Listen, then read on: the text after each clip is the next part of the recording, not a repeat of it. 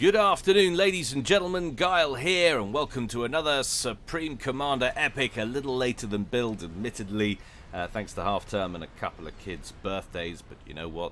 Term time has resumed. The kids are back in school. There's somebody else's problem when we can get on with the important stuff. That's right. More Supcom goodness coming your way. And I know there's a significant contingent of people out there now who really want to get some more ladder action and some tourney action going. Well, we'll see what we can do later on in the week. You guys definitely deserve a couple this week, and who knows, maybe a couple of next week as well. Maybe 3. We'll see how many we can squeeze in. But I've got to road test this baby. I did say it was coming. We've got to see what it's capable of, and hopefully I think you'll agree that today's cast selection will manage to do just that. Setons clutch, custom 4v4. We know what we're doing. I'm ready. You guys are ready, and the players are sure as hell ready. So let's go on over to the game zone and see how these guys are going to get on. Chang. Ka-ching. Alright. We'll call this Team 1 as usual up here at the top. And this Team 2 down here at the bottom. Going first for Team 1. It's R. Krempel. He's going UEF there in Volvo Beige. Opening first land. Team member number 2 at the Cliffs. New one on me. It's Bradamante. But could be just about anybody. The rating's 1800, so pretty high. It's pros all around, incidentally, with a couple of Joes, but near enough pros thrown in. Anyway, he's going Halley, Orange there, opening first land, going second air.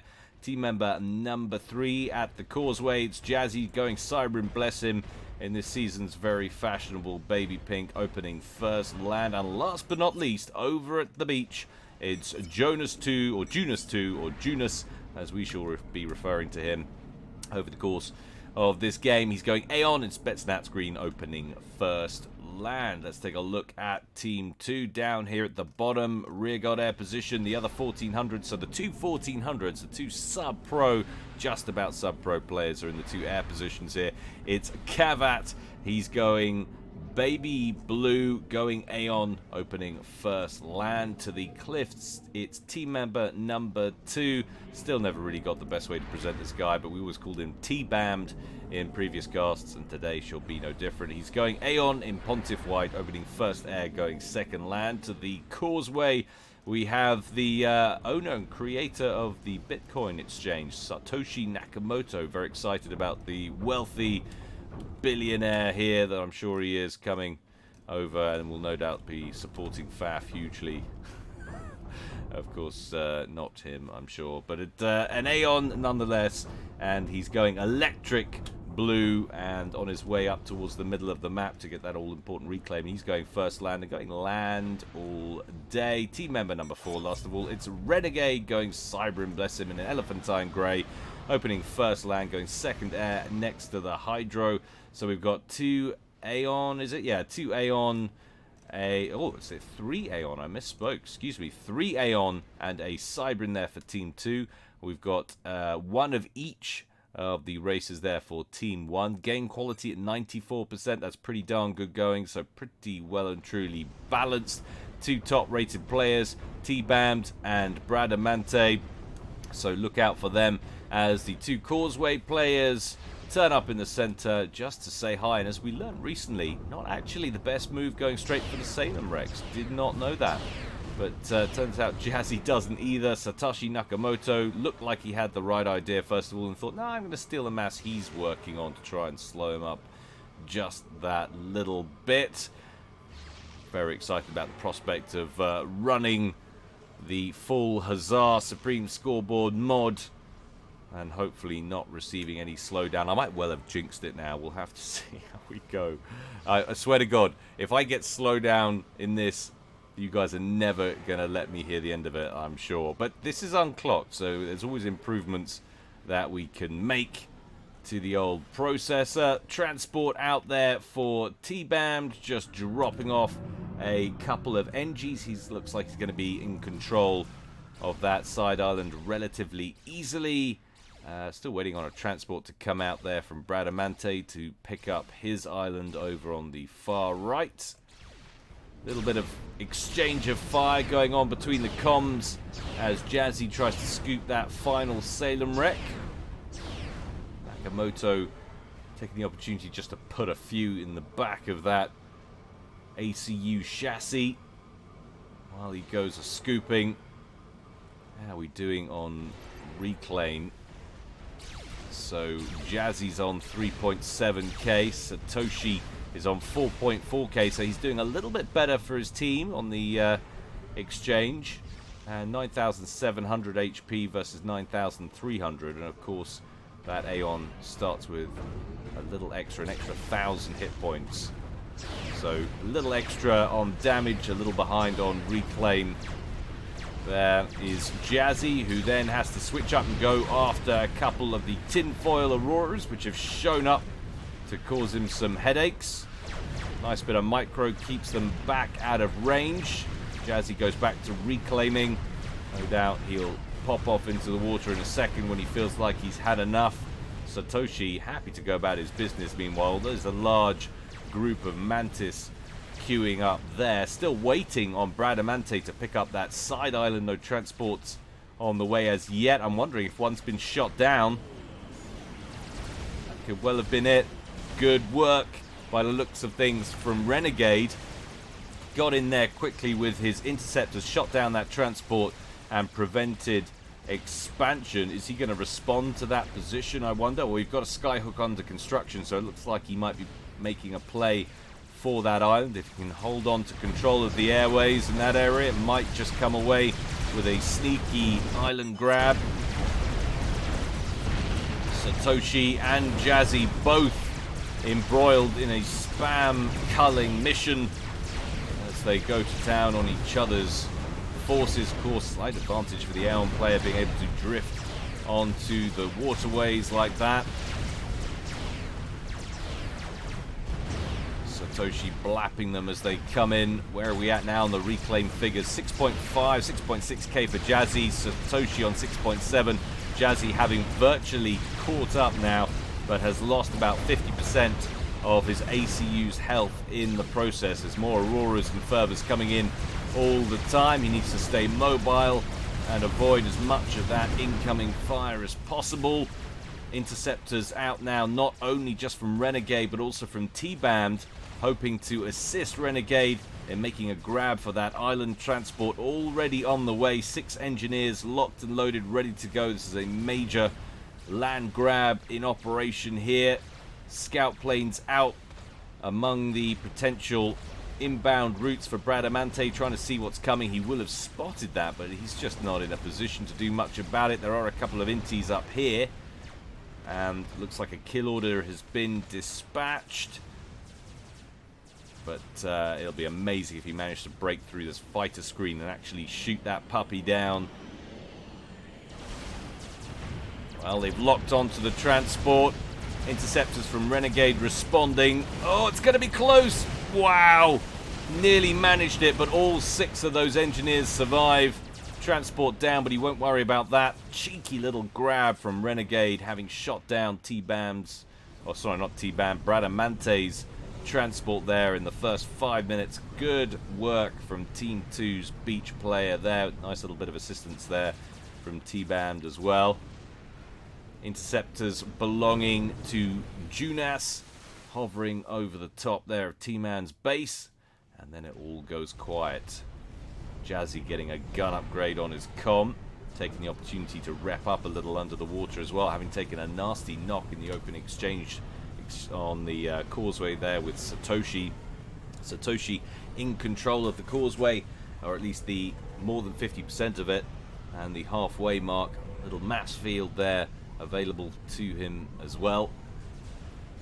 Things looking pretty good for Team 2 at the outset. They're ahead in generated income by about 12 mass thereabouts. They're 3k up in mass totals overall, and they've got a little bit of extra map control with the center going towards Satoshi and that side island belonging typically to the Cliff player on Team 1 going over to Renegade. Very good, solid work from Team 2. Got to be a fan of the solid opening. One lone beacon-class frigate out from T-Band, hovering in the center as people start to get their naval forces up and running. We've got 2 naval yards online there for Junas. And trying to find the others. There they are. They're at the island. You never know. T-Band with 4 online naval yards with another 2 queued up. Although I'm still wondering where the engineers are. There they are. They're doing distance builds off the cliff face. So, solid commitment to the naval game. Such a huge part of Setons. It's what makes it the enduring map. And well, it's basically a game mode in a way that it is. 4 separate mini games in one. Gun range upgrade on the way for Satoshi. Jazzy, having finished his, looks like he's got personal stealth on board as well. Should be interesting. He's repped up a little bit. He's over 50%, maybe about 60% health now. Just dips out of the water, has caught his opponent on the upgrade, static there, and takes the opportunity to fire a few shells into him. Satoshi responds by sending his hordes of Auroras and Fervors in at Jazzy. Jazzy skillfully and sensibly dips back beneath the waterways.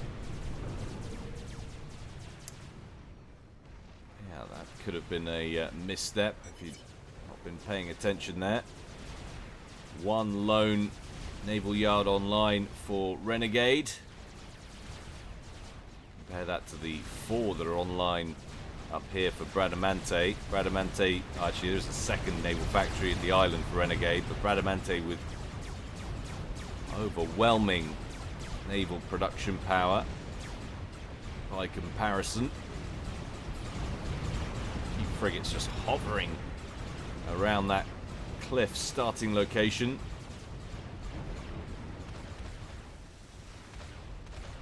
Over in the top pond, interceptors and bombers jostle for position.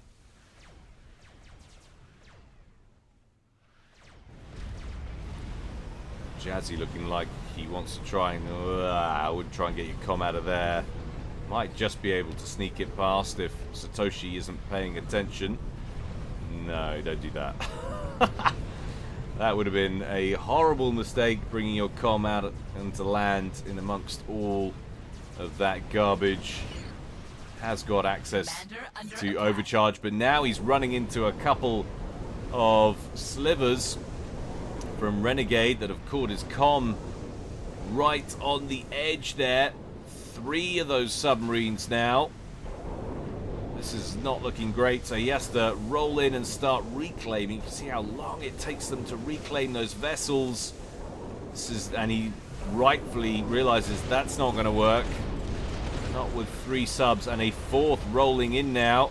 Satoshi advances meanwhile on land. Huge quantities of fervors just dismantling that T1 PD. In comes a transport. Any danger lurking, I wonder? Well, his air player is quick to offer ASF support. They swoop in, run screen. There was nothing coming in anyway, so he was okay. But woo, Jazzy with the clutch escape there when it didn't look particularly great. Satoshi now under pressure as a Corsair comes in from Jazzy, who's up to T2 air tech. Satoshi needs to be a little careful here. He's down to 4k HP, sub 4k, dropping down towards 3k now, and into the red as another approach from that Corsair is completed.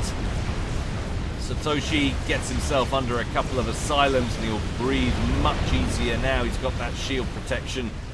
Another bombing run. This time those bombs from that fighter bomber blocked by the shield. And down goes the Corsair thanks to a couple of inties from Renegade, providing his causeway player with some cover. Nice teamwork there. Jazzy holding his ground in the face of huge quantities of those tinfoil Auroras. More Corsairs working on that front line. Jazzy just holding on to his yellow health bar there, keeping it out of the danger zone. Whew. A little bit of nerve-wracking play there. Felt sure we might have lost one of them in that little exchange. It's not over yet. Jazzy still forced to keep his comm out front and stall this attack. Thank goodness for the Corsairs. Really taking the pressure off. Satoshi with 4 asylums now shielding his comm. He's going to go for a T2 upgrade, which will helpfully restore some HP and maybe allow him to throw down a firebase and hold on to the territory he's gained. 1 mass point here, little mass field around it. It'd be nice to hold on to it if he could.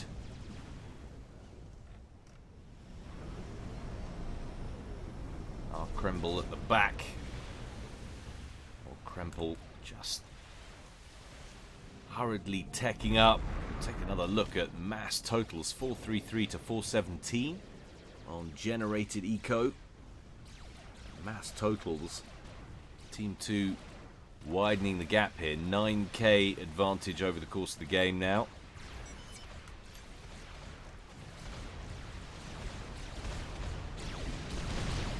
Jazzy doesn't like the look of this. Has seen the upgrade. Knows he's rooted to the spot once again. Comes in to add some pressure, but the upgrade's nearly done. There's still some more asylums sticking behind it. There's the hit point replenishment. Now, Satoshi able to throw down some Oblivion turrets. Meanwhile, Bradamante furiously battling to regain, or I should say gain control of the far eastern side island.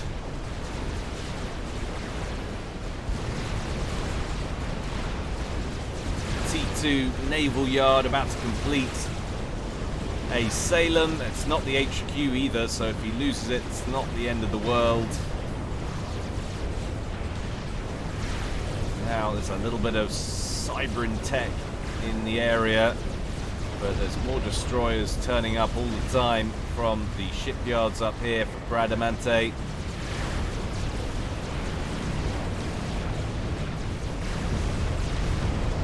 Down goes the T2 naval facility. They turn their attention to the Salem. That doesn't last long.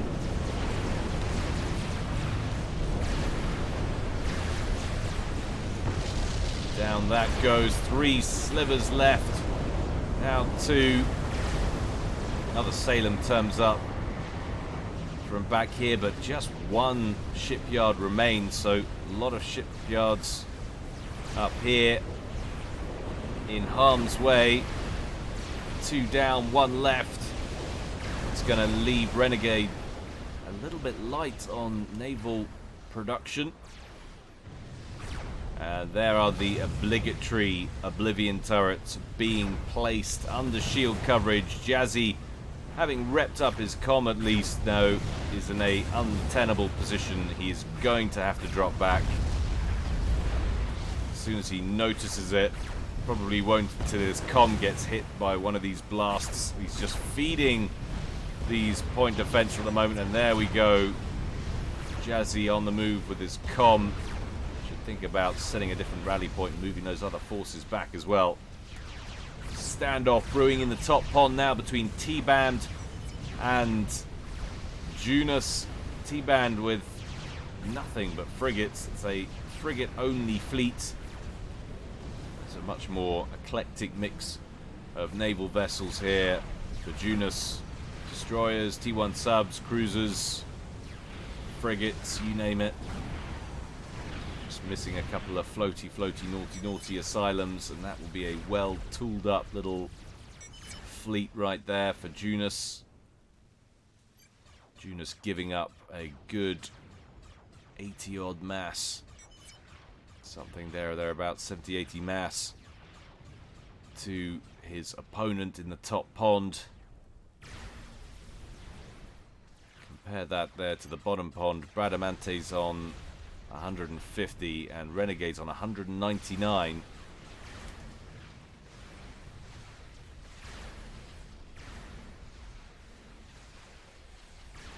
Beaches seem to be accruing more. Can't remember if that's typical of Setons games or not.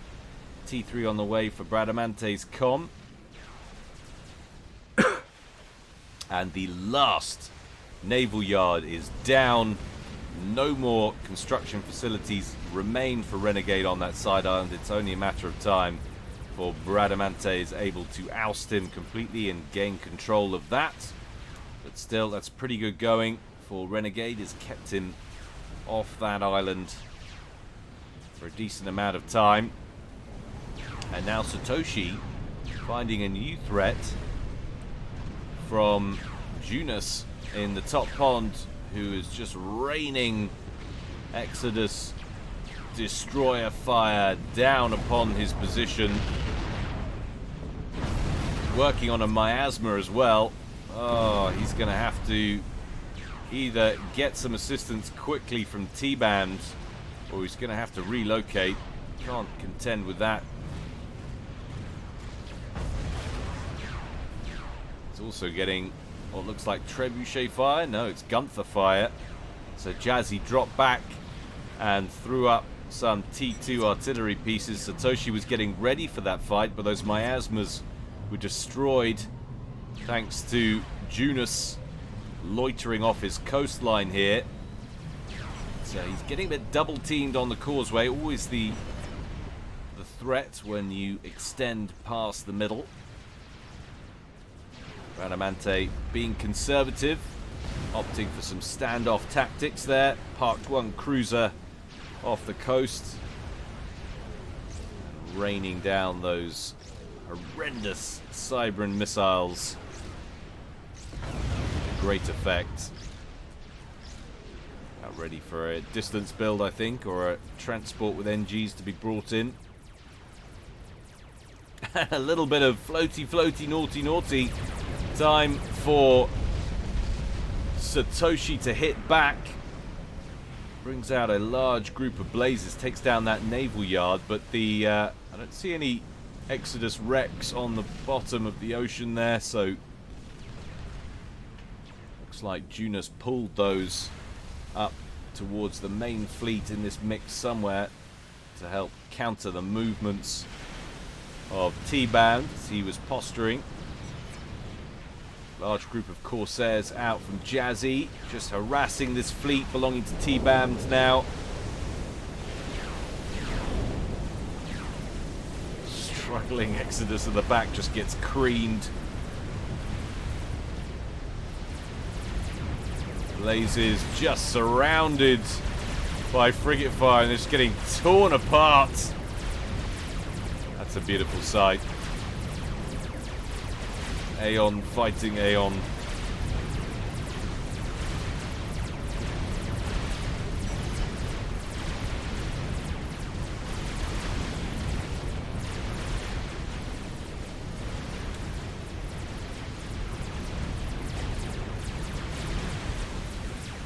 And that little attack comprehensively dispatched, but in all fairness, Satoshi has held on to this position and he's pretty well burrowed in now in terms of shield coverage. He's got 7 T2 shield gens. He's now working hard at getting those artillery places back online. One of them is complete. Had a couple of Oblivion turrets there which he cancelled. I'm wondering if he's going to use the space for more artillery. I keep saying trebuchet fire, I know, but it's Gunther fire. It's what happens when you have a break, even for a week. You forget how to speak. 22 minutes gone. Movement potentially in the top ocean. We do have a few destroyers out now for T-Band, but many more, I think, or T2 vessels in general for Junus.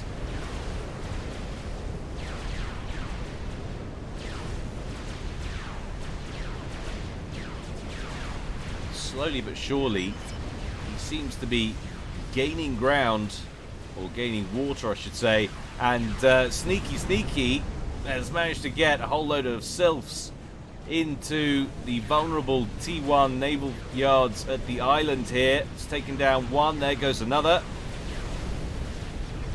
2 more vulnerable potentially. The T2 shipyards are based closer to the main base, but the main fleet is working its way towards that. This isn't looking great for T-Band. He's shuffling more engineers out towards the factories all the time, trying to increase production rates.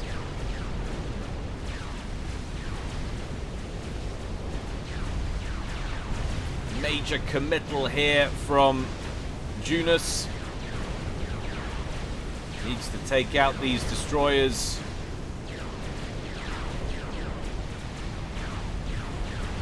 Cruisers in the back, able to do great damage at range.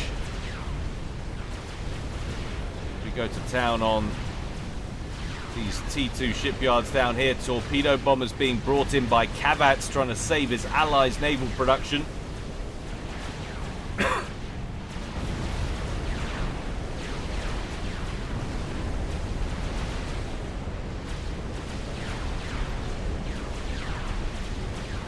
Just managing to keep his head above water here is T-Band. He's got a cruiser at the back, couple of cruisers, and he's thinning out vessels. And do you know what? I think Junus might have overextended. He's moved forward to the middle. He's constructing huge quantities, or planning to construct huge quantities of naval yards right in the center there. But with a bit of assistance from these torpedo bombers from Kavat, going to struggle to hold on to that position. T-Band not locked out of the ocean by any stretch. Let's have a look at ASF numbers to see where we're at, and then we'll take a look at what's happening in that bottom pond. 56 on the field for Kavat and Team 2. We compare that to 36 there for our Krempel. So Team 2 ahead on ASF numbers, but a second challenge in the naval game from Team 1. This time it's Renegade that's feeling the pinch. Bradamante enacting vengeance for that early territorial theft of the side islands. It's got to feel pretty good. Just going to knock game sound back a notch. Not sure if it's bleeding through too much. The sheer quantity of fire that's going on.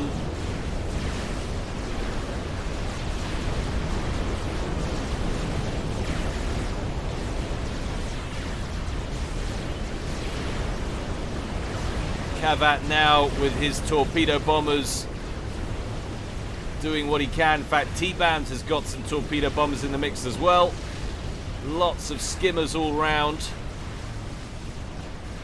In comes our Krempel with his ASFs, but they are insignificant in number, and now he's presented his backside to the enemy pack. Kavat gonna mop those up, surely. Fighting over the top of Bradamante's vessels, but Kavat definitely came out on top there. Extended his ASF lead, I would imagine. Back to the causeway. Satoshi looking stronger in his hideout all the time. Lots of shield gens. A few more miasmas now. And now it looks like it's Jazzy who's playing catch up. In fact, his comm has been withdrawn out of the fray, out of that battle altogether. And he's got his engineers furiously working on a megalith. Surely the sole intention of which is to bust that position of Satoshi. If he can get that online, may well just manage it. And now we've got some T3 naval tech in play from T-Band. It's an Omen-class battleship. Could that be a game changer? There's a lot of T2 here for Junus. It's all about to be outranged.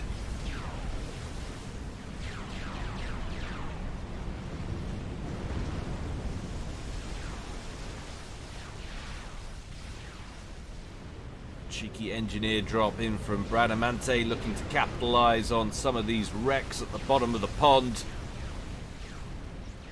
Focus has shifted for him away from a direct assault on the naval yards. He's kind of shifted up towards the causeway slightly, parking his cruisers off over here and assaulting the resourcing options for Satoshi. Jazzy completes the megalith. That was pretty quick, actually. We are not running at an accelerated timescale. This is regular game time. So he got that done pretty quickly, considering he's almost short stacking. He's actually ahead of Satoshi. Satoshi, who's been so concerned with grabbing that extra bit of territory on the causeway and holding on to it. He hasn't managed to make it pay yet. And it's certainly not going to help with the extra incoming fire.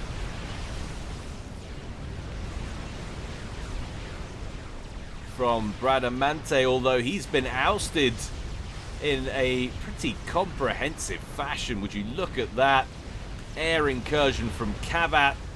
Those skimmers just driving those vessels back. A few losses here and there. Renegade expanding out with his units, going after the engineers, trying to bring some of that mass back into the fold, back to the causeway. And Satoshi has fled. Yeah, all that work that's gone into that base, surely for naught. Well, maybe not yet. In comes T-Band with his fleet. And wisely or unwisely, Jazzy decides he doesn't want any part of that. He's going to withdraw towards his base, leaving a couple, no, I'd say a couple, 6 miasmas, excuse me, online in that fire base versus a couple of ED2s. Very basic Cybran shield coverage. Oh, Omen primary target as Junus comes back in towards this fleet. That battleship down to around 66%. There's a lot of destroyers here. Tight-knit group of destroyers here as well for T-Band. Another Omen to the west. It's about to get very sticky indeed in that top ocean. Things cooling off in the bottom one meanwhile, so we can stay with that. Our Krempel seems to have replenished his fighter force nicely. Horde of Wasps just providing air support, air coverage above Junus's fleet to keep those skimmers away, which have been so effective. The last 10 minutes or so. Oh, that Omen taking on water. Everything's damaged. Captain's hat's got a hole in it. No matter what you ask for in the canteen, you get beans on toast. Absolute wreck.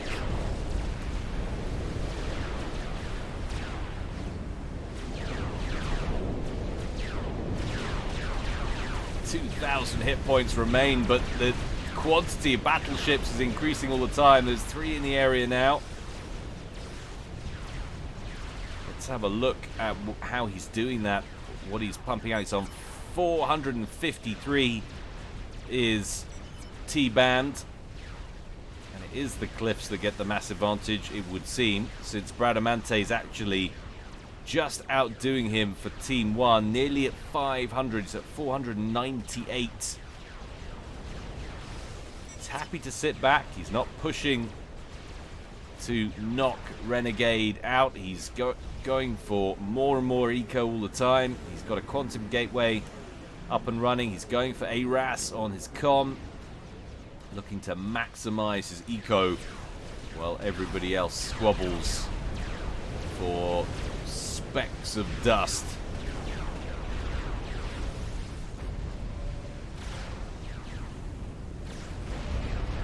That megalith having utterly destroyed that firebase. Very nicely played indeed. In came Junus. That fleet was forced to engage his. And as a result, Megalith has taken a bit of damage, but it's destroyed that forward position. It's rebalanced territorial control on the causeway. Now Megalith just trying to get a firing solution on some of T-Bam's navy up here before heading back in, picking off some of the fervors that are looking for some cheap and easy engineer kills. Radamante's going to want to reposition his fleet. Goodness me, look at all of the Salems in there. Let's do a quick Salem count. 21 destroyers. Radamante, how do you stack up? 13. Well, I'd watch your step, young man. Assuming you're a young man. Radamante is a female, of course. She's famous female knight. Answer in the comment section below if you have good classical knowledge, or indeed if you can use Google and just want to pretend you have good classical knowledge. It's all acceptable in the modern age, after all. ASF numbers taking huge fire from the Ascendant pack in the middle. It actually looks like our Krempel has an air advantage now. 113 Wasps. Compare that to Kavat, who's got 20. He's got 20 Coronas left. But there goes a nuke. And it's come out of Junus. And where's it heading? It looks like it's actually heading down here. So he's not gone. Typical nukes often focus on the air player. I guess they figured their air player is doing pretty well. He wants to assist Bradamante in winning the bottom pond. Very unselfish indeed, when you think his own worries are tenfold. He's got a couple of battleships out, 3 or 4, and he has a couple of galaxies from Jazzy. But look where that nuke landed. That's taken out the T3 naval yard. A crap ton of supporting engineers. I think there might have been two naval yards that got hit in that. Oh, and a galaxy was rather unfortunately caught in the blast as well. How very unfortunate. Cybran Tech sinking towards the seabed. It's almost like it belongs there. Very at home. It's because they're all so salty. Ha ha ha! Did you see what I did there? He says, ironically acting salty. Cormorants hovering above Bradamante's fleet before being just torn apart under vast quantities of flak. So it hasn't affected the fleet, it's affected his ability to replenish said fleet. Good job for Kavat, who's got a support commander in here. Started work on a Tempest, so it's like, alright, we can't rush build any more galaxies for the time being. Let's go for experimental battleships instead. I applaud the thinking. Lots of engineers in the area from Renegade in line to assist that, and there we go. Kavat gets that massive floating disc, that enormous cannon that fires inexplicably slowly.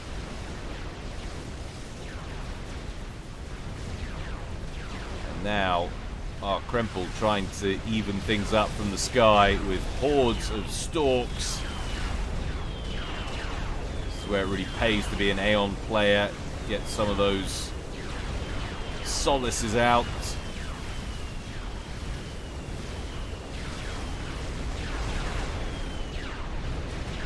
One pass brings it down to about 30%.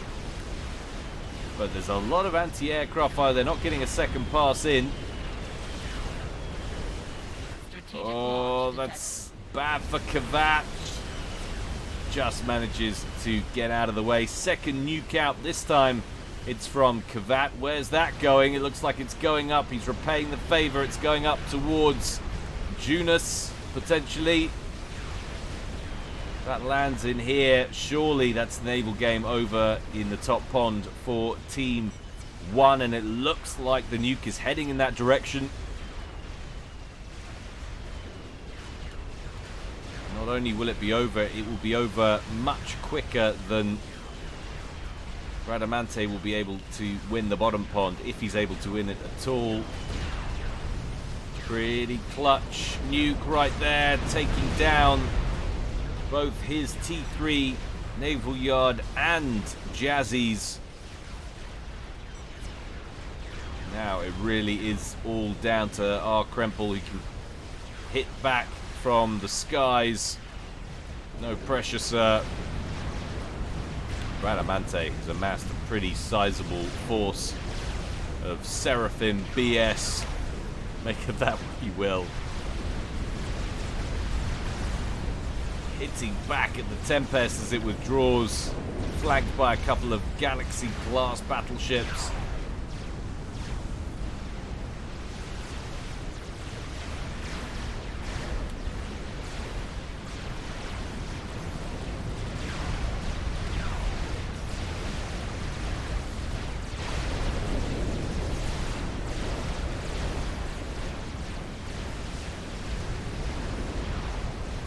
Bradamante just looking like he's beginning to overwhelm his opponent.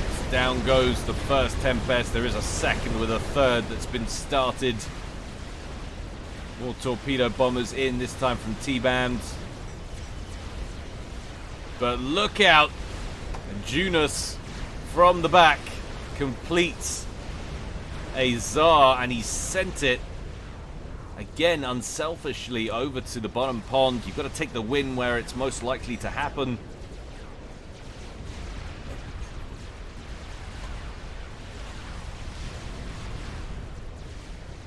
And surely, with the fighter coverage he's got here, who knows, I mean, Kavat might be disposed to sacrifice his air wing to get that donut out of the sky. But he will be doing just that. That one pass will allow our Krempel to get the drop on him. And it looks like our Krempel has potentially superior numbers of ASFs. Let's have a look. 255. Kavat, where are you at? 168. That's a massive advantage. You would imagine that at the very least it's going to get a few kills here. Tsar going straight after that T3 factory. Tempest in front of it goes down as it gets showered with Seraphim battleship fire. And now the donut gives everything a good hosing with its humongous unidirectional plasma nozzle. Woof, woof. Down goes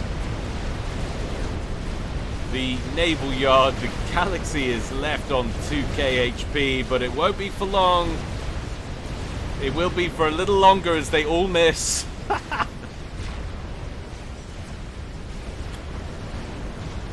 There it goes. Tsar still online. Kavat wanted to get involved. He's determined to take out the Tsar. That's a horrible decision. You're not going to manage it. You've thrown away your air force. Was it all of it, or did he split? No, that was everything. That was 168 fighters plus whatever was built in the meantime. And our Krempel now with a just titanic ASF lead. He is taking fire from the Myrmidons that have been thrown together down here to try and rebuff that Tsar. Another nuke. This time it's out from Jazzy, who's under sustained pressure from the battleships over here, and it is a point defense nuke going after the Colossus, which are under construction in the bay. Interesting choice. Oh, well, that will slow things up for sure on the incursion.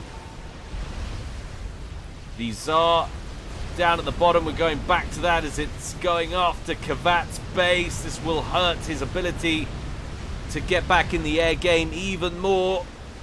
And he's pretty light on transcenders. power production will be a priority. Then the T3 air facilities. That was a nuke launcher that went down there. Chain reaction. It does finally get shot out of the sky, but it's going to take a few more buildings with it. Boom! And Kavat nearly went up in that as well. ACU survives with about 8k hit points. Our Krempel did take a bit of a battering on air numbers, but he has substantially damaged Kavat's ability to get back into the air game. Meanwhile, we have to talk about what's gone on the causeway. There's been so much going on. An all-out attack from Satoshi Nakamoto, who is just tearing apart Jazzy's forward base. And in fact, Jazzy's only base, he is withdrawn back to the forward position there of our Krempel, and two Colossus steaming in, potentially on towards Bradamante, who's just completed a chicken for defensive purposes. Remember, of course, though, total air superiority now lies with our Krempel, who is busy building a Mavor, and he's half done. Oh my word! Yeah, Team 2 are going to need to spot that and get a handle on it. Let's take a quick look at chat. So much going on, haven't been keeping an eye on it. I'll give you a little bit of insider information. The more astute of you will have noticed, I never look at chat while there's stuff going on. And I know I should, but this is what happens when you age. Don't ever get old, guys. You're singular in your focus. It will get exacerbated as you get older. But I wouldn't give for a little bit of female brain, some multitasking capabilities.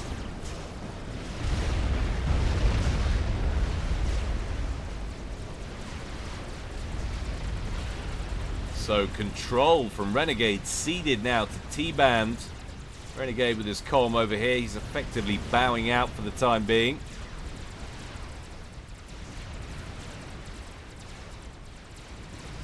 Now let's get back to Bradamante's base, which is under pressure. He's got assistance in the air from broadswords. He's got assistance from that megalith from Jazzy, which was very welcome. And those Colossus just forced to turn around completely. Strap bombers take out a horde of flak. He wants to open it up so that he can bring in those broadswords we saw a moment ago.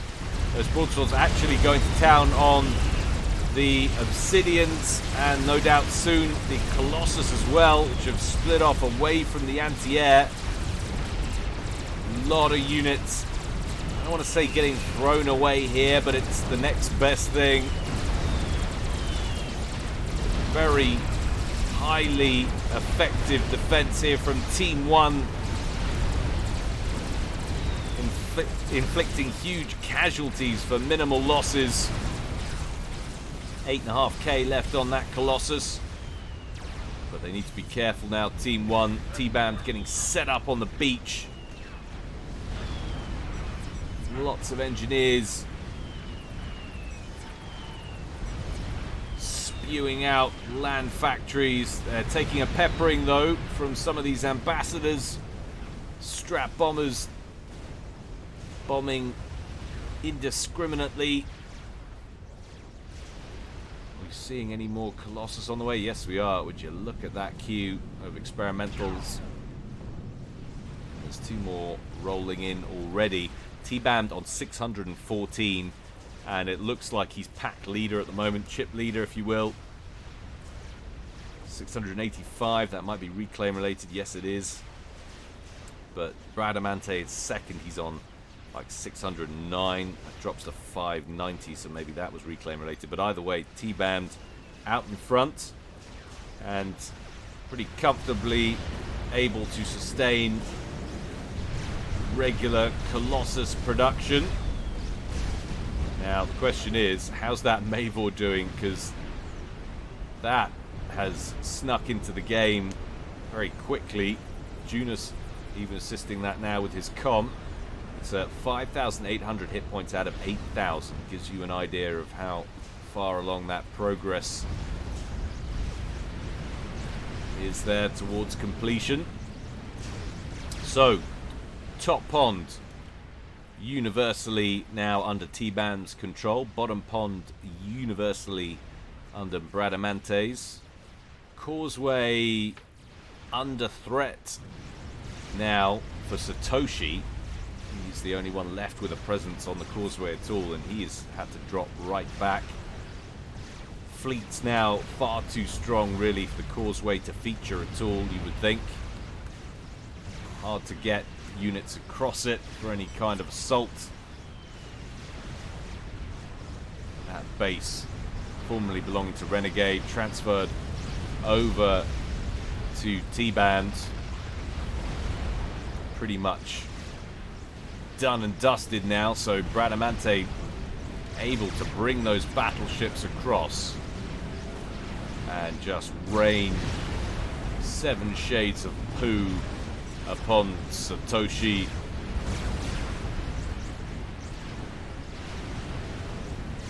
So many missiles. But nice to see no slowdown detected as yet. Game running at normal speed. Didn't even detect much slowdown on the large particle exchanges on the ASF battles as well. Pretty excited about the future, I won't lie.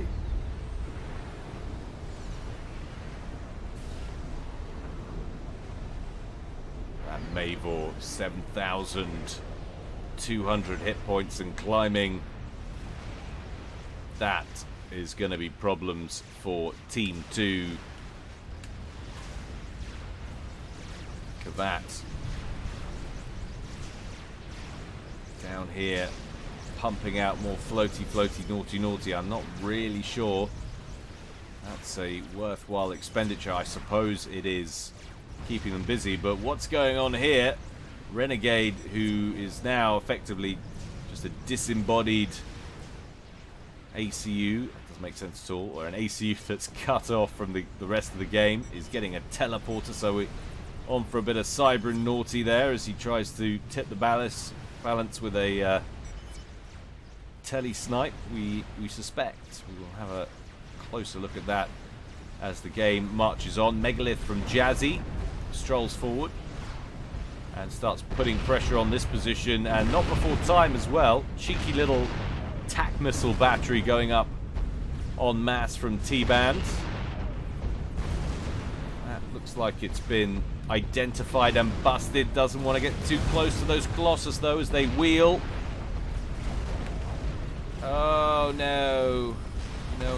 No. Oh, turns it around, trying to backtrack, keep those cannons trained on his enemy.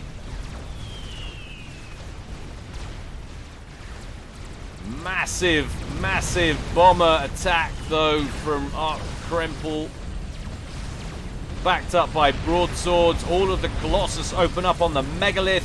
That first Colossus though is already nearly done. So is the Megalith into the red. The bomber's going to sensibly target a different one. Yes, they are. Down goes the first. Down goes the second. The third Colossus is nearly done as well. Chicken turns up for backup there from Bradamante. Megalith still alive, but only just. Down goes the Colossus. Down goes the Megalith. I'm pretty sure the chicken will survive, and that will be the end of the attack missile base before it's able to achieve anything. Must have been a massive snipe attempt on the Mavor, you would think. They're in desperation mode as the Mavor completes and already fires its first shell in all of its phallic splendor. Oh, just beautiful. This was a massive push from T-Band, triggered by the Megalith incursion, but you think partly sustained by the idea that that Mavor should not be allowed to persist. Look at the state of his core mass position already. Just such a devastating weapon. More Colossus under pressure from broadswords, and it's horrible to see. He's got a couple of Ascendants in there, and those broadswords will desist. In comes Kavat with what ASFs he has. He'll take out a few broadswords before getting wiped out. Experimentals now being thrown together thick and fast. Mavor still lobbing shells off over towards T-Band, who's very spread out, which is a good thing, but very unshielded, which is not. And those P-Gens just going to get wiped. Absolutely wiped out by those nuclear shells.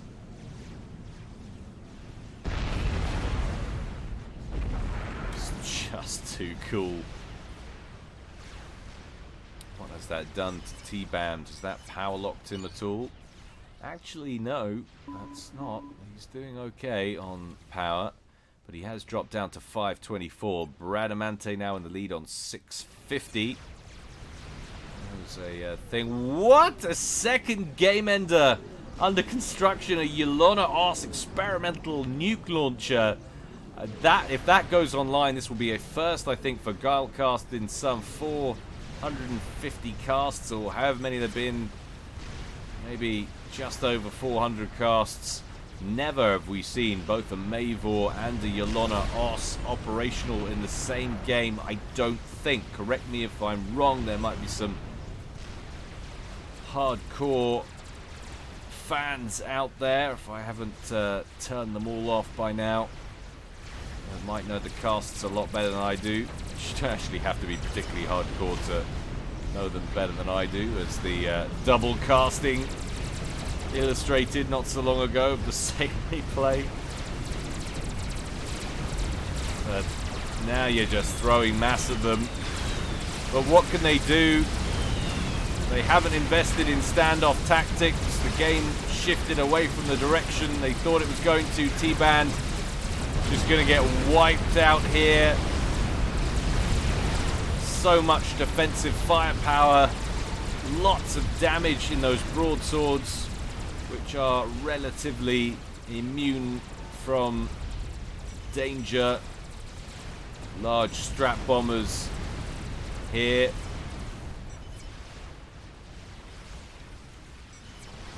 Looking for a solution on the Mavor, or potentially the experimental nuke launcher, which is just completed. I don't believe it. We've got a lot of talk about where this tele snipe is going to go. I think they're talking about the Mavor. I will try his Mavor. I don't even know if they've spotted the Yolona Os yet. Strap bombers going after, I'm not sure what, looked like just the front line.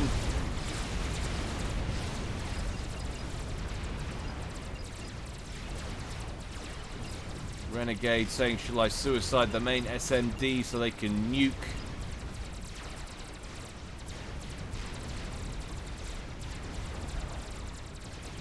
The Mavor and all else. Cheeky little mass fab farm up here at the top. Be expensive on power to run. It's got a lot of power plants, admittedly. Where are we with this upgrade? See, I know it's coming. He's talking about it, and I don't want to miss it. It's the hardest thing in the world. Tele ready in 40 seconds, it says. Still working on a T3 upgrade. I need P-Gens and E-Storages to fire his laser. No doubt get some cheeky donations. There we go. A few power storages donated over from Kavat. T3 complete. Nuke out from the Yolona Os. You can see on the mini-map, and there we go. And he's going to be going after the Mavor. And Junus is nearby as well. But would you look at all of the triads, and that's where he's going. He opens up He takes down the Mavor. The Triads open up on the comm. He's not getting out, but he knew that anyway. The explosion goes out. Renegade dies. The Mavor is gone.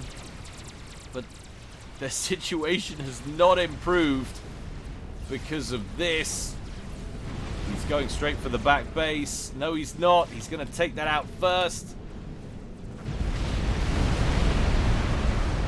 The super weapon to end all super weapons. Let me get a look at it. Just cataclysmic. Strategic launch detected. GG, I guess, says Satoshi Nakamoto. Definitely shouldn't move to Japan. Pretty sure. I'd say a few things very offensive while trying to communicate. Completely by accident, of course. He's building another one! What on earth? What on earth? He doesn't even need to get involved in anything else. He's just going to build game enders. Just ridiculous. And yeah, he's got some SMD in the back here, but whatever. You're not going to keep up with that spam. You have to take that thing out. You just have to. Renegade says the base with the Yolona looks solid. Yes, it does. We have some strategic missile submarines over here. They're all locked and loaded and ready to go, actually. Strategic launch detected. There goes another one. So there's 4 or 5 nukes there waiting to be launched from those subs. Got one anti-nuke there, one anti-nuke there, one anti-nuke there. Whoa, I don't know if any of those are going to get through. Need to kill some of those SMDs. Strap bombers, those shockers up at the top from Kavat, still looking for a way in to cause any kind of damage, really. And he's shifted off. He's gone after T-Bam this time. Trying to take that out. Up at the cliffs. So spread out, he's going to take out a few of these power plants. Maybe. I know it's so big. Maybe he won't. So far away. Oh, hits one of them. Other one's under shield coverage. He's taken out all of the mass points. Strategic launch detected. T-Bammed down to 418 on mass now. It's interesting, we should actually mention Renegade's exit through that telesnipe is the first death we've had in this game at 50-something minutes, 52 minutes or whatever it was.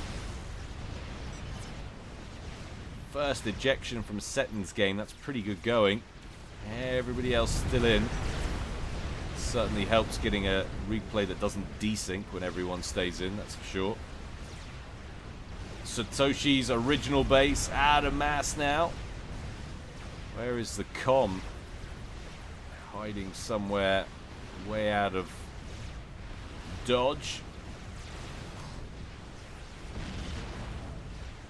Another experimental nuke inbound.